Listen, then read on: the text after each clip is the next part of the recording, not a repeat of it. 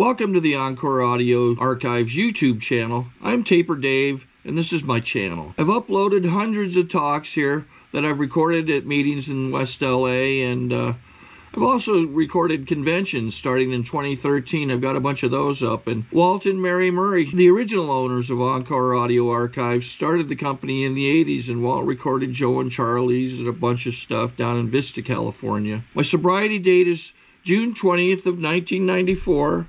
I hope you find something you like, so please like and subscribe to my channel and comment down below. If you want to hear something that I don't have or that you don't see, I'll see that I get it.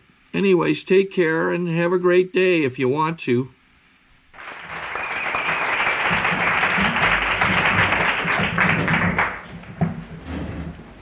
I'm a recovered alcoholic and my name is Angel. And I want to thank Tom H. Is Tom H. here? No. Tom, who isn't here, for asking me to come share my experience, strength, and hope at the AA meeting. I was kidding with Deidre in the kitchen. She was saying she had time for a cigarette, and I just say things at random. Hardly ever do I engage my brain when I say stuff. Because every now and then I wind up at an AA meeting that qualifies birthdays with problems other than alcohol. They qualify birthdays with no booze, no mood or mind-altering chemicals, bullshit, bullshit, bullshit. And so she said she had time for a cigarette. I said, oh, be careful, it's a mood, mind-altering chemical. Just to be a wise ass. And she told me the truth. She told me the truth. She said, I'm having enough trouble stopping drinking. And that's all it's about here, is stopping drinking. By God, smoke your cigarettes and drink your mind-altering caffeine, please.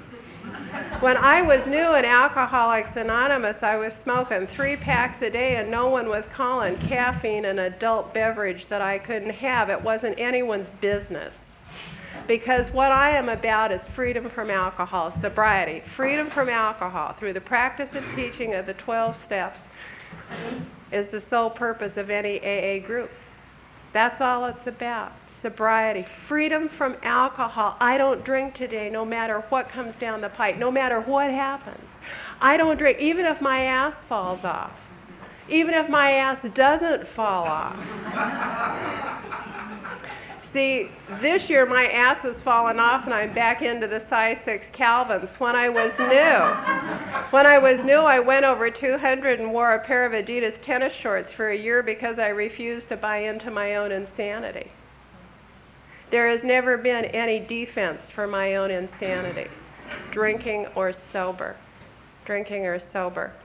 I have to confess that once a year I go stone crazy about Central Office and their fundraiser, and I alienate people. I just drive people crazy because in my opinion, it's too bad that Los Angeles Central Office is no longer a spiritual entity of service to the fellowship, that Los Angeles Central Office is a California nonprofit corporation bound to the state of California, the Franchise Tax Board, and the Internal Revenue Service, and not an anonymous spiritual entity of service to the fellowship. They are a public trust. Their board of directors are on record with the state of California, and if they foul up, they are all liable, criminally liable for anything that happens. That is not an anonymous spiritual entity. To have a fundraiser. The City of Hope does not give itself its own fundraiser. If there was no central office in Los Angeles, there would still be a meeting of Alcoholics Anonymous for me to go to. There would still be over 1 million copies of the Big Book of Alcoholics Anonymous in print. There would still be a used bookstore where I could find another copy of the Big Book. The group must survive or I will not. Our common welfare comes first.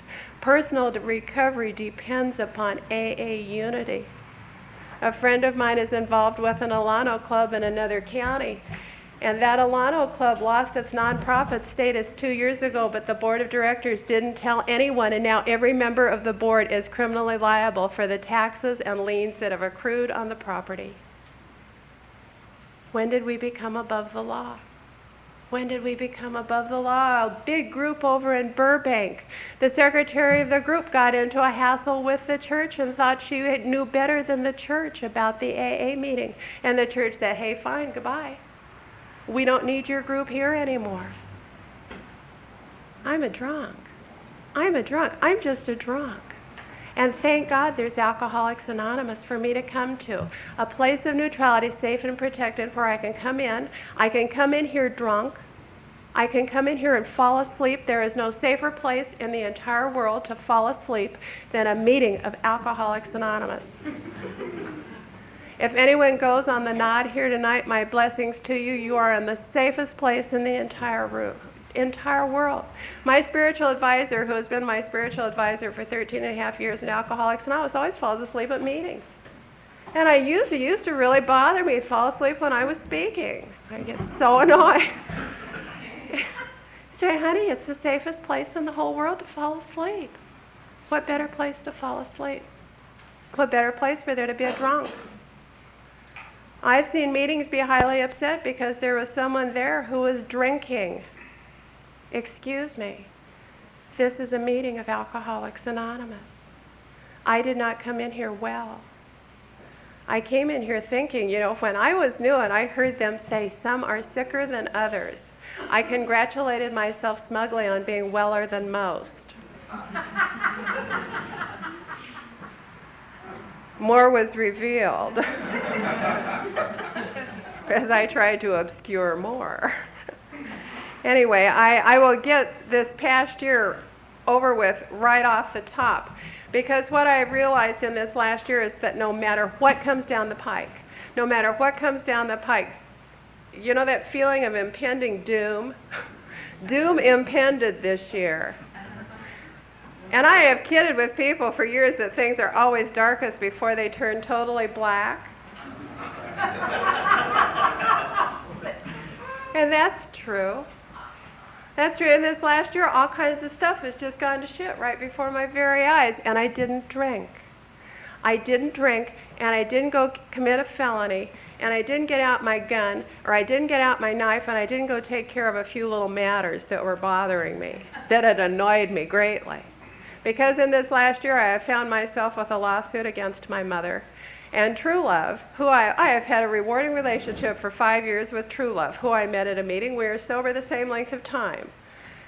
And True Love found it necessary to carry on a flirtation with a charismatic Christian in Diamond Bar and informed me that Bill Wilson wasn't saved and that AA was a cult. And I said, are you fucking nuts?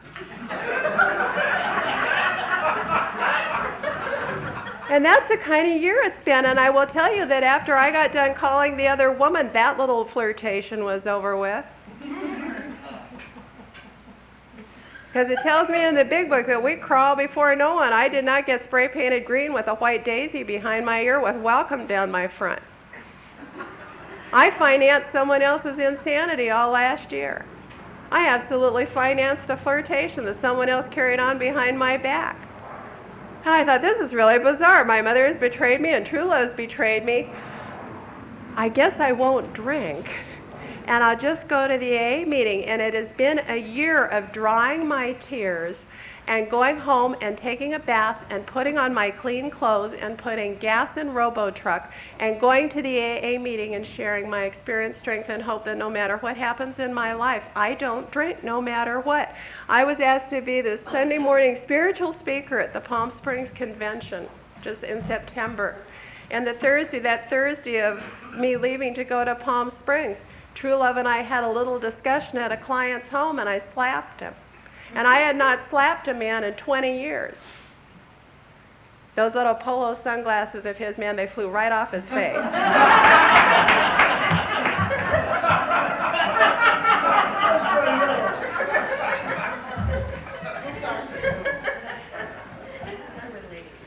My only regret is I didn't hit him harder. Because, see, I had my one free shot. I found we always get one free shot now and then, or 15 minutes of fame. Because after I hit him, then more was revealed. And then I just wanted to kill him. But I haven't had to drink. No matter what happens in my life, I haven't had to drink. Because before I came to Alcoholics Anonymous, everything was an occasion to have a drink. Everything was a drinking occasion, no matter what it was, the good, the bad, the indifferent, the ugly, the fine, the not so swell, the awful, the perfection, was all an excuse to have just one more drink. And I recently read a book review. Some woman's written this inordinately stupid book, 16 More Steps for the Truly Confused. If you're not already devastated by confusion, Alcoholics Anonymous today, some woman's written a book beyond the 12 steps, 16 more steps. And in the book review, it referred to Alcoholics Anonymous as just another one of the 12-step self-help programs. If this was a self-help program, I wouldn't be here. If I could have helped myself with alcoholism, why would I be here on a Friday night? If I could have helped myself. The only thing I ever helped myself to was another drink. That is what I know how to help myself to. I believe I'll step out in the kitchen and drink from the bottle while no one's watching. I believe I'll drag your husband to the kitchen with me while you're not watching. I think I'll help myself some more. This is a God help program. This is just a God help program. And for those folks who are not comfortable with God, you can have your sponsors stand there and put their hand over God in the big book for you. And God's 200 times in the big book. God is 200 times in the first 193 pages of the big book, counting from the title page to 164.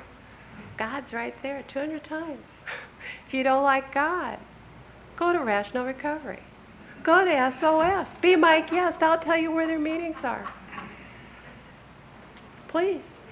You know, I was on my way driving over here. I was listening to a tape from the Palm Springs Convention. The man who was the Saturday night banquet speaker, an attorney from Chicago, and he was one of those men that I kind of like, a guy who's got that edge and his eyes on tilt. he really, at the banquet at the Palm Springs Convention was over at 7:30. Then there was an hour wait for nothing in particular. And then there was the most boring magician known to man. And I started watching Frank, the speaker, stand by the back door of the banquet room, and he started growing fangs. He was growing fangs down to his elbow because at 10 o'clock they began the AA meeting. At 10 o'clock, and he said, what if they gave an AA conference and they forgot AA? He said, you know, here I have been sandwiched between the magician and the musicians, and maybe I'll do something that even the magician can't do, cut an AA talk in half. And he was absolutely right, because what is it? I go to a convention, I go anywhere to hear another drunk tell me how they don't drink, what happened, what it's like today, how they go through life 5 seconds at a time, 1 day at a time, how you don't drink, how you don't pick up the next drink. How you don't run screaming down the street, how you don't go slash the other woman's tires when you know where her car is parked and where her business is and you could lob a rock through the window and they never know who did it. How you don't do those things 5 seconds at a time. I will never be arrested for what I think about doing. I will only be arrested if I do it. That's what happens to the crazy people. You know, you don't get arrested for thinking crazy, you get arrested for doing crazy. At any rate, so that's been my 13th year of sobriety. It's just been a laugh a minute. You know, I was a daily drinker for 12 years, and when I had my 12th birthday in Alcoholics Anonymous, I knew that I had reached a break-even point. I knew that I was at some very strange turning point, that I was now sober for as long as I had been a daily drinker. And I knew that the next year was going to be something. And had someone told me on my first day of sobriety what I know today, I probably would have killed myself. Would have saved myself the body. I would have just blown my brains out. But then I would have missed the miracles. But then I would have missed the good times and the fabulous times and everything else that has gone on. And because they say, you know, don't drink 5 seconds before the miracle happens.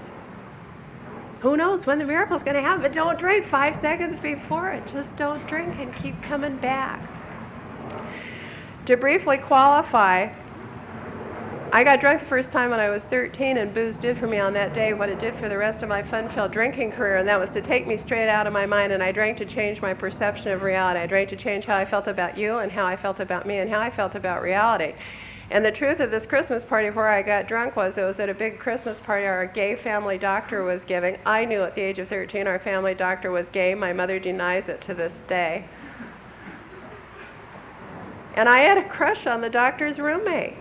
I had a crush on the doctor's lover was the name of the tune, but I was really hoping for the best at this Christmas party. So at this big Christmas party, I asked the family doctor's lover where he slept. I was hoping it was out in the guest house.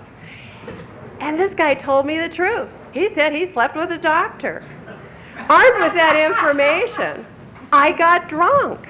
And it set up two almost irreversible patterns in my life. Men who aren't interested in drinking. Being the center of negative attention. I know how to be the center of negative attention at a gay bar. It's fabulous. I love being the only woman at a gay bar. I ran and jumped and played and had a hell of a time out there. You know, I had a variety of religious experience. Drunk. Followed by sexual awakenings. Who knows? You know, I have no unfulfilled fantasies.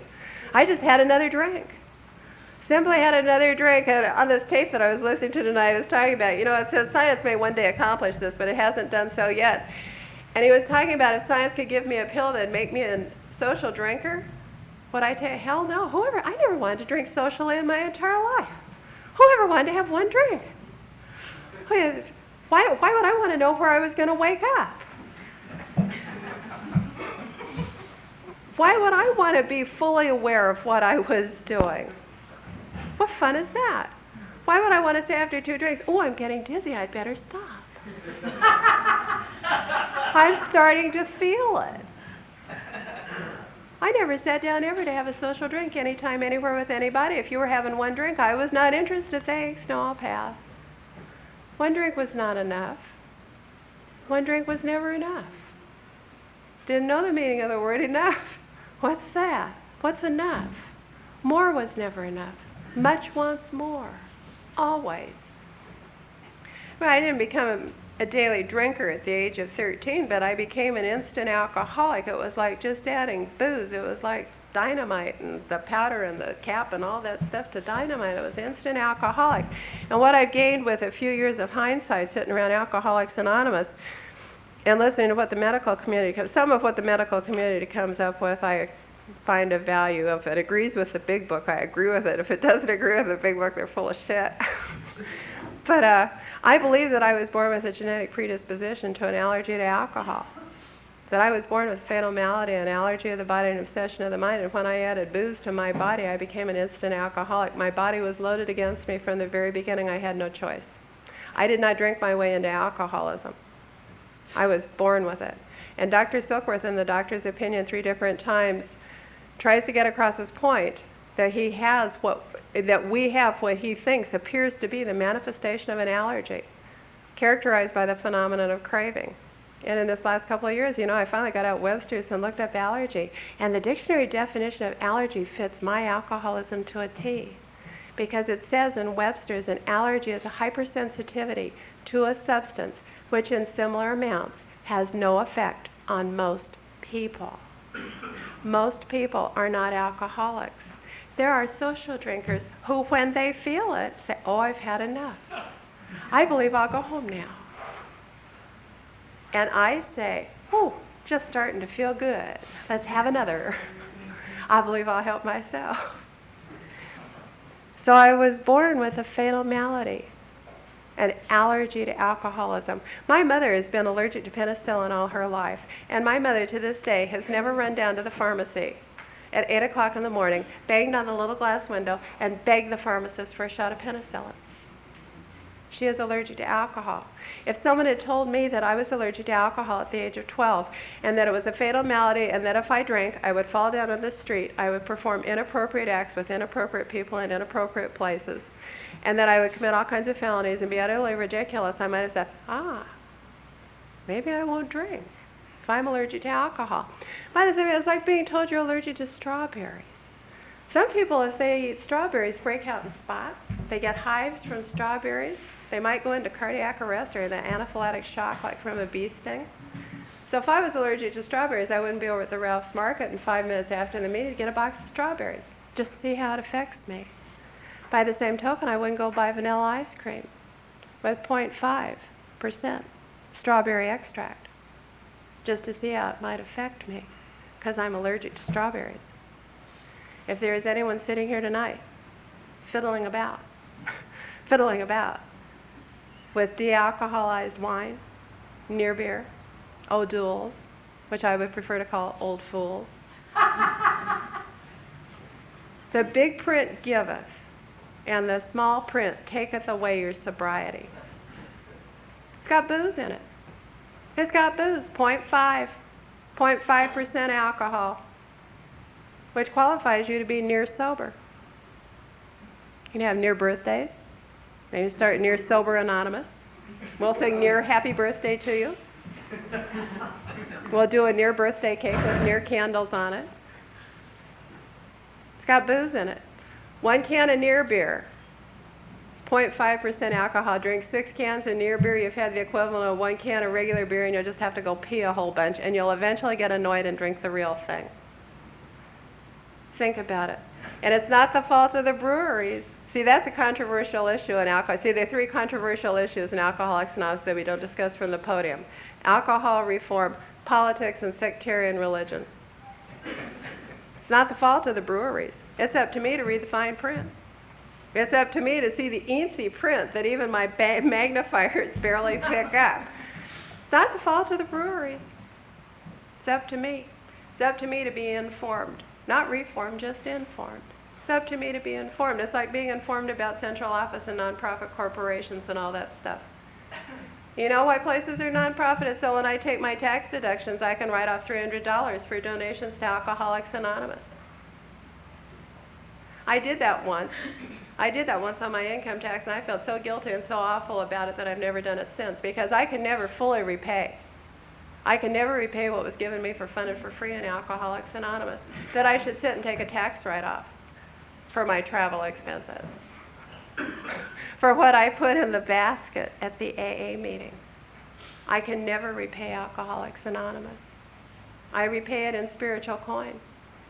I repay it in spiritual coin by suiting up and showing up and trying to inform people to rattle some cages. Because people rattle my cage all the time. People inform me, they tell me stuff, and I think. I have to wake up and think. People have been hurting my feelings for years. I know what it is to be the kid that got chased home from school, to be the little girl who always wanted to be pretty and popular and have a boyfriend. And instead I got straight A's in school and a scholarship to a Christian girls' school in Columbia, Missouri. Jesus, what a drag. Oh, who wanted to do that? I wanted a boyfriend. I didn't want to go to some Christian girls' school in Columbia, Missouri because I got straight A's in school. That didn't interest me. And it's like all these years, you know, I have lived rigorously self-deceived in a number of areas. I've lived rigorously self-deceived, and finally in these last 10 years, I live and work creatively. God gave me an artistic talent, and I finally decided to let it hang out on the edge and go be artistic. And it's fabulous, and I sold my soul. I'm no longer a sensitive artist. I was married to a sensitive artist. My first husband was a sculptor. And somehow I was all set up when I was in college to be the patron saint martyred wife of a famous sculptor. We eloped to Las Vegas. I thought I was pregnant. I had a hangover on port wine. We drove my 53 MG to Vegas on a hot Labor Day weekend. We got married at the Little White Wedding Chapel, where we got a recording so I could review the wreckage of my past at my leisure.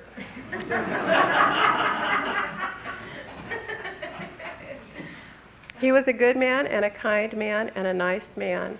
And he drank daiquiris now and then, one at a time. And I drank bourbon straight. My mother taught me how to drink like a Southern gentleman. I never did learn to drink like a lady. Who wants to drink like a lady?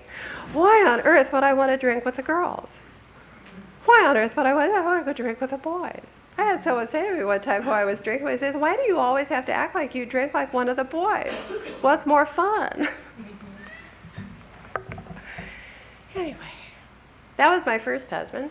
Anyway, we got a divorce. I won't go into that. Then I married my second husband, and I met him at the Orphanage Bar in the early 70s in Laguna.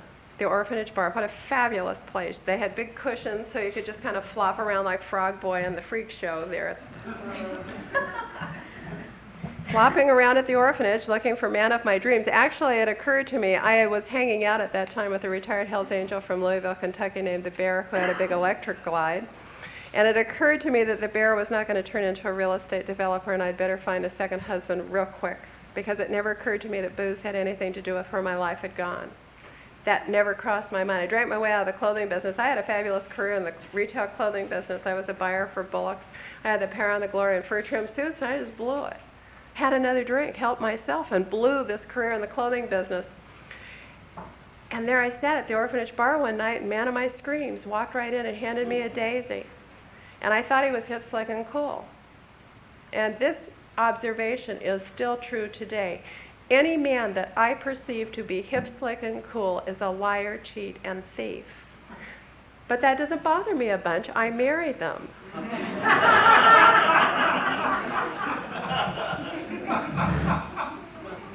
I obviously admire it.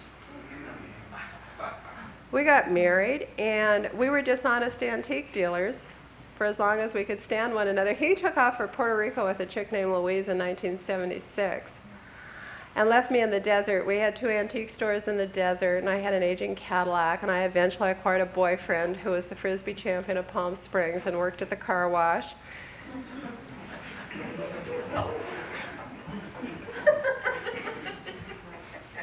I had a hearse. I thought the hearse was the funniest thing I'd ever bought. I always wanted a big black Cadillac, so I bought one. It had low mileage, and I knew it had never been run over 45 miles an hour. Had the hearse and the boyfriend. I had a Great Dane and a German Shepherd.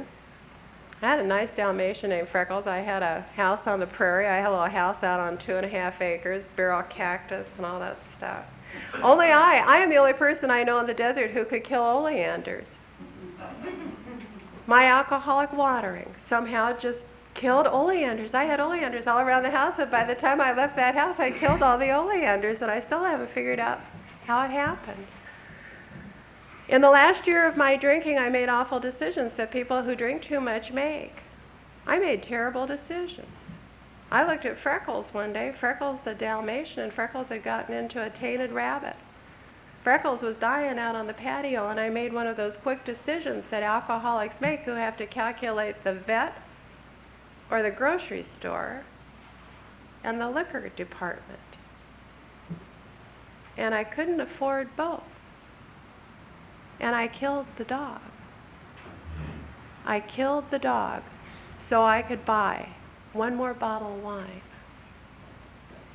That's what happens to people who have lost the ability to control their drinking. I switched from scotch to brandy, drank only unnatural California jug wines. I wound up my elegant drinking career on Padre beer at $1.29 a six-pack in Crabari. I had bought Mouton Cadet for about a week. I thought that might help limit my intake because it was really expensive, and what a bunch of bullshit. Back to Crabari. Because I never was a wine connoisseur. I never could tell the difference between the taste of anything. I never could tell the difference between the taste of beers, one from another. So what? Drink it. I was not interested in the taste. I was not interested in the taste. I drank for the effect. I drank always for the effect.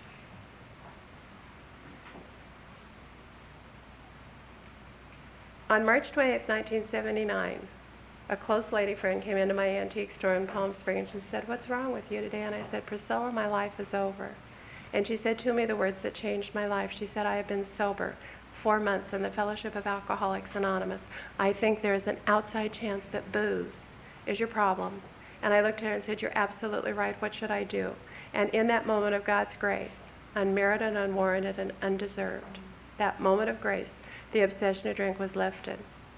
I have not had the next drink since another sober member of Alcoholics Anonymous took the time to seek God and AA for themselves and to seek God and AA for me. Priscilla saved my life. She literally saved my life on a day that I knew my life was over, and I've simply not had that next drink. From that very moment, my friend Priscilla and I were intellectuals. We were educated beyond our capacity is what that means. And she did not give me the big book of Alcoholics Anonymous. She gave me the book Games Alcoholics Play. She said, go home, read this book. Don't drink. There's a ladies' meeting on Friday morning.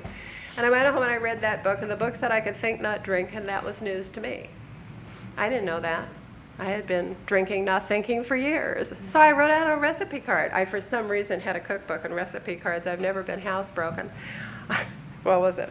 It was a recipe box with no recipes written on anything. So I took one of the cards out and put, think, not drink. Put it up on the kitchen cupboard. That was news to me, to think, not drink. And it said I had permission not to drink, that I had permission to quit killing myself. And I stopped to think about all the people in my life who had given me permission to kill myself. My parents gave me permission to continue killing myself. My ex-husbands gave me permission to keep killing myself with alcohol.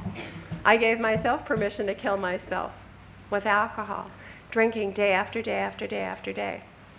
I went up to my first meeting of Alcoholics Anonymous on that Friday morning. I hadn't had a drink in several days. I have no idea what my last drink was. I have no more idea than a rabbit what my last drink was. Who knows? I don't know. And every now and then I hear someone say, well, if you don't remember your last drink, you haven't had it. Just hit them and talk to someone else.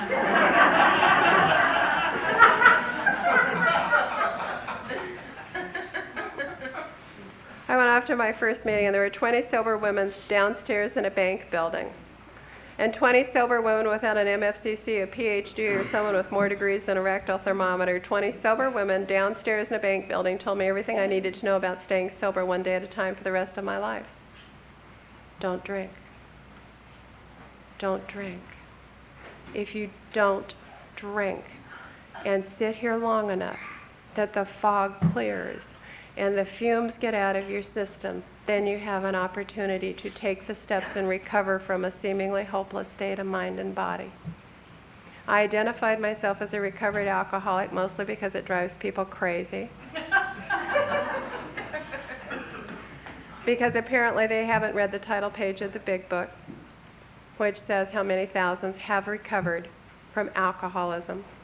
The foreword to the first edition, which says, we're 100 men and women, here is precisely how we have recovered from a seemingly hopeless state of mind and body. It's by taking the steps.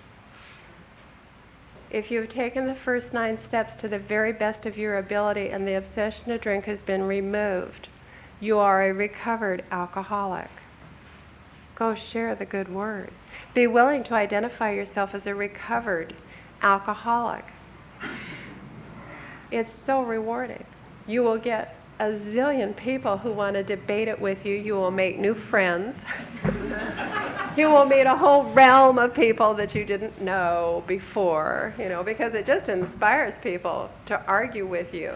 Because somewhere in treatment program somewhere, which I am not interested in, whatever, because you're in AA now, I am delighted that you learned $17,000 worth of information somewhere, but I'm not interested.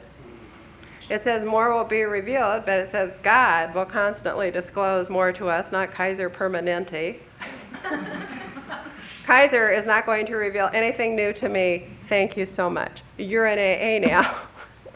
I am not here to change to accommodate you and what you've been taught in treatment somewhere. You are here to change your life and live the way AA has it laid out in the big book. If you don't want to do that, go somewhere else. Go get out, go drink, go commit a felony, go do something until you want what we have and are willing to go to any length to get it. Do what I did, do what we did. Those of us who are sitting here with any time on the program, it has not been a cakewalk for any one of us. It has not been Twinkies and balloons every single day for anyone sitting here with time on this program. We all know people faced with devastating illness and devastating personal crises in their lives, and they don't drink and they show up at the AA meeting. And when they are in the hospital, we take the AA meeting to them, and that is how it goes. We don't drink no matter what. No matter what. Because miracles of recovery happen here. And then it takes an enormous amount of personal responsibility to say, I'm a recovered alcoholic. Because I cannot use alcoholism as a cop-out for anything that goes down in my life. I can't say that, oh, I'm an alcoholic. That's just hogwash. I haven't had a drink in 13 years. Alcohol is not an excuse. Alcohol is not an excuse. Alcoholism and being an alcoholic is not an excuse for any nonsense that I get into. When my finances went dump last year, and that's a whole other story. You know that green card that you don't leave home without? They would like for me to now stay home.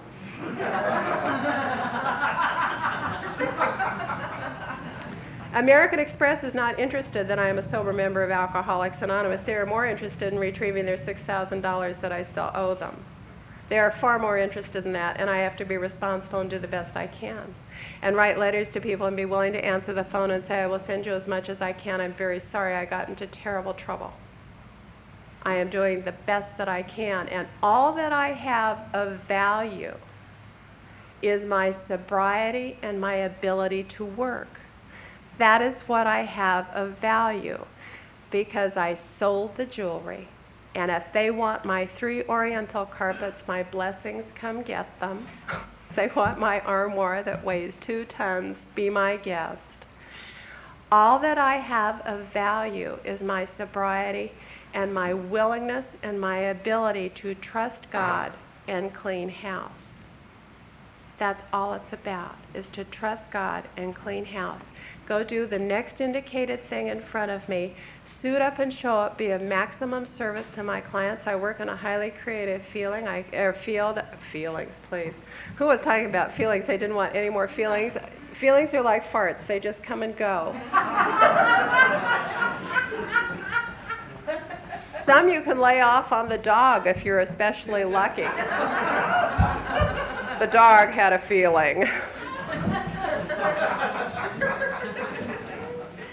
Some feelings, you just want to sit at home and be alone with them, a nice warmth of a feeling and stuff. Feelings just come and go. Feelings are not facts in my life. If I acted on all of my feelings, I would have been locked up years ago. Absolutely, years ago. Feelings are just feelings. They just come and go. They just float through, goldfish in a fishbowl or something. Geez, they just flop on past. Who cares? It doesn't say that I come to share my feelings, strength, and hope. That's for one thing. It doesn't say that we come to meetings to share our feelings, strength. If I didn't have a cold, I would sing feelings for you in my snotty way that I say it. Feelings. It's that I come and share my experience, strength, and hope. That's what we identify with. I identify with your experience. You may or may not identify with my experience, but if you didn't identify with me, you'll come back tomorrow or next week and you'll hear some other sober drunk, and maybe you can identify with their experience. I didn't come here to identify with feelings. We could all go over to Bob's, get 20 more people who are not drunks, and we can all sit and discuss feelings, but we cannot all sit and discuss alcoholism. We cannot all sit and discuss falling down in the street, drinking too much, and committing inappropriate acts. At any rate, I tap danced into Alcoholics Anonymous for 2 years and 9 months. I did it my way. I had a romance with a tall Mexican with a Harley who I just fell madly in love with. Still haven't learned how to speak Spanish, but I may learn. I had an AA romance that devastated me, and it took me 2 years and 9 months to surrender to another member of Alcoholics Anonymous. Take the steps the way they're laid out in the big book. After I did it my way. I did the Hazelden Inventory Guide. I wrote it out. I read it to myself. I congratulated myself on my honesty, and I experienced Hazelden's promises. And if you want to experience someone else's promises other than the promises that are on page 83 and 84 and the promises that immediately follow the 5th step, do it somebody else's way. Hey, be my guest. Do it Hazelden's way. You can have Hazelden's promises too. Then I finally had to do it the way it's laid out in the big book of Alcoholics Anonymous. Bill Wilson, when he wrote the 6 steps, wrote down admission, inventory, confession, restitution, prayer, and service to admit who and what I am on a daily basis. On a daily basis to look at my assets and my liabilities. On a daily basis to confess it to God, myself, another human being. On a daily basis to say I'm sorry, make silent amends through changes in my behavior, make restitution. On a daily basis to pray only for knowledge of God's will for me and the power to carry it out. God's will is effortless. That's all there is to it. God's will is effortless. My will is a Chinese fire drill. God's will is effortless, and to suit up and show up and be of service in Alcoholics Anonymous. I remember the first time Grace at the Alano Club in Palm Springs said to me, Angel dear, you'll have to learn how to make coffee. And I said, I don't do that. And she said, Angel, you're going to have to learn to work the coffee machine so that you can make coffee for the meeting. I said, Grace, I don't do that. And see, the truth of the matter was, kitchen appliances baffle me. You see, I don't understand appliances. I do well with an iron, or a few simple appliances. And the truth of the matter was I didn't know how to work a Mr. Coffee machine if it had bit me in the ass. And Grace said, Angel, let me show you how to work the Mr. Coffee machine so you can learn how to make coffee for the AA meeting and to wash the ashtrays. And there were some days, thank God, back in the old days, there weren't fruit and cheese meetings. There were meetings with cookies on all the tables. Because there were days that I went to the club at the noon meeting and I ate all the cookies because I had lunch at the club. I simply had lunch at the club. From the day that I have been new in Alcoholics Anonymous, I was told that I would always have a roof over my head, that I would always have $1 in my pocket for the basket, that I would always have gas money and cigarette money, and that I would have food for that day, and that has been true. That has been absolutely true, and it is because I have kept coming back. Because I have a gift of gab, because I love to share my experience, strength, and hope. I love to come and rattle a few people's cages. I love it when people stop to think. I love it. If you are convinced that your brain is out to kill you, I have terrible news for you. I have dreadful news for you. Your brain is the only brain you have. And if someone has sold you a bill of goods that your brain is a dangerous place where you shouldn't go after dark, or any of that crap that a few speakers talk about don't think and all that stuff, it's about time you used your brain. It says it in the big book. God gave us a brain to use. God gave us intelligence. Think, think, think. If God saved me from drowning in a sea of alcohol, why would he then turn around and play that cruel joke on me by saying, but now you're really screwed, your brain doesn't work? Use your head. Make the decision. Everything in Alcoholics Anonymous requires thought before action. Nowhere in life does action come before thought. Thought precedes action no matter what. Keep coming back.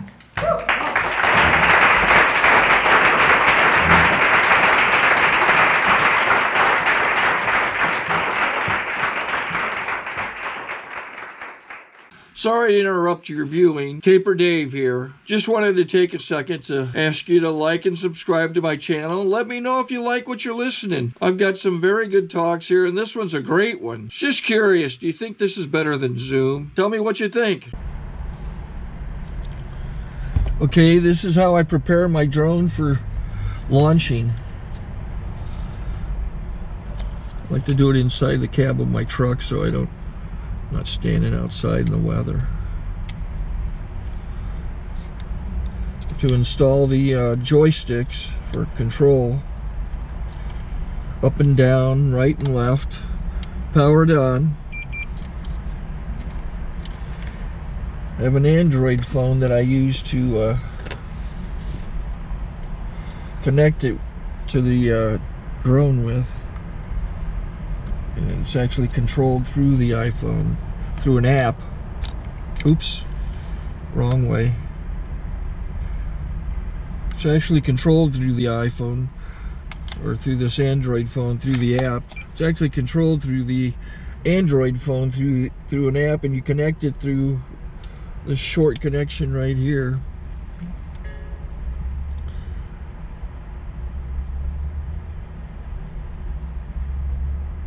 Remote control connected. Remote control's connected. So I pull out the drone. I have to extend the legs. Long legs extended first, then the short legs. Remove the gimbal protector. Set that aside, then power it on one short burst, then one long burst. I lay it down. So I have to go to calibrate. So the drone's not connected yet. It shows you here as this drone gets disconnected, even though the remote's powered on. So the drone has to establish it's connected. So I go into the app to calibration mode. First I'll calibrate the remote controller. Start calibration. Out, in, oop, out, in, up, down, and then this little wheel is to control the gimbal. So it's calibrated. Go to gimbal calibration, start calibration, and then it calibrates the gimbal. I don't know if that shows up. The gimbal's moving all over the place. changes. You can see it on the video. And I'm calibrated to take off. It's acquired 7 satellites at the moment. There are 26 satellites up in the sky, which it has to acquire before you can take off. So it's connected. It's got enough satellites. This is white. I can go to press this little arrow button, swipe right to take off, and it would start the motors if I slid this to the right. But I'll wait till I get outside. Don't want to do it inside.